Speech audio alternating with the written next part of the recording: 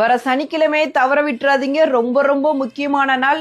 சாவித்ரி தன் கணவனான சத்தியவானோட உயிரை யமன் கிட்ட இருந்து போராடி மீட்டு வருவதற்கு சக்தியையும் ஆற்றலையும் கொடுத்த விரதம் தான் இந்த காரடையா நோன்பு. இப்படி சக்தி வாய்ந்த காரடையா நோன்பு வர சனிக்கிழமை அனுஷ்டிக்கப்பட இருக்கு. திருமணமான பெண்கள் தன் கணவரோடு நீண்ட ஆயுளுக்காகவும், திருமணம் ஆகாத பெண்கள் நல்ல கணவன் கிடைக்கணும் அப்படிங்கிறதுக்காகவும் இந்த காரடையா நோன்பை அனுஷ்டிப்பாங்க.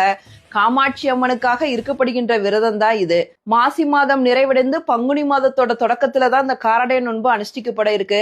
சனிக்கிழமை மாசி மாதத்தோட கடைசி நாள், ஞாயிற்றுக்கிழமை அதிகாலையில பங்குனி மாதம் பிறக்க இருக்கு. காரடையான் நோன்பு எப்படி அனுஷ்டிக்கணும் அப்படிங்கிறத பார்க்கலாம். இதற்கு ஏன் காரடையான் அப்படிங்கிற பேர் வந்துச்சுன்னா, சாவித்திரி காட்டுல இருந்தப்போ அங்க கிடைத்த காராமணி, அரிசி, உருகாத வெண்ணெய் இதைத்தான் காமாட்சி அம்மனுக்கு நைவேத்தியமா படைச்சாங்க.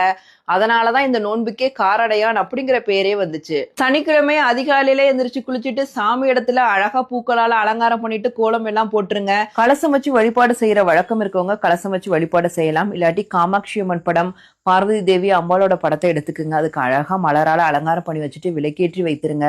ஒரு மஞ்சள் சரடு எடுத்து அம்பாளோட பாதத்துல வச்சுட்டு அம்பாளுக்கு முக்கியமான நெய்வேத்தியத்தை படைக்கணும்.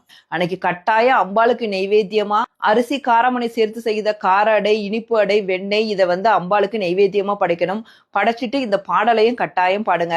உங்களோட வழிபாடு எல்லாம் முடிஞ்சதுக்கு அப்புறம் அந்த மஞ்சள் சரடை உங்க கணவன் கிட்டயோ இல்ல வீட்டுல மூத்தவங்க இருப்பாங்க பாத்தீங்களா, உங்களோட மாமியார், அம்மா, அவங்க கிட்டே கொடுத்து கழுத்துல கட்டிக்குங்க. கல்யாணம் ஆகாத பெண்களா இருந்தா அந்த மஞ்சள் சரடை கையில கட்டிட்டு உங்களோட விரதத்தை அப்படியே ஸ்டார்ட் பண்ணுங்க. அந்த நாள் ஃபுல்லாவே நீங்க விரதம் இருக்கணும். முடிஞ்சா சுமங்கலி பெண்களை வீட்டுக்கு வர வச்சு அவங்களுக்கு தாம்பூலம் கொடுங்க. அதுவும் ரொம்ப சிறப்பு மிக்கது. மாலை 6 மணிக்கு மேல பக்கத்துல இருக்க அம்மன் கோவிலுக்கு போயிட்டு அங்க கொடுக்குற நைவேத்தியத்தை சாப்பிட்டுட்டு உங்களோட விரதத்தை முடிச்சுக்கலாம். இல்ல வீட்டுல அம்பாளுக்கு நைவேத்தியமா படைச்சிருப்பீங்க பாத்தீங்களா, அதை சாப்பிட்டு கூட விரதத்தை முடிச்சுக்கலாம். நிறைய பேர் பங்குனி மாதம் ஆரம்பிக்கிறப்பதான் அந்த விரதத்தை நிறைவு செய்வாங்க. இந்த வருஷம் பங்குனி மாதம் ஞாயிற்றுக்கிழமை அதிகாலை 1 மணி 8 நிமிஷத்துக்கு ஆரம்பிக்குது. அந்த நேரத்திலையும் உங்களோட விரதத்தை நிறைவு செய்யலாம். ரொம்ப எளிமையான சக்தி வாய்ந்த விரதம் தான் காரடையா நோன்பு. சாவித்திரிக்கு அம்பாள் சக்தி, ஆற்றல் எல்லாத்தையுமே இந்த காரடையா நோன்பு மூலம் கொடுத்தாங்க. உங்களுக்கும் அது எல்லாம் கிடைக்கட்டும். சர்வம் சக்திமயம், அன்பே சிவம்.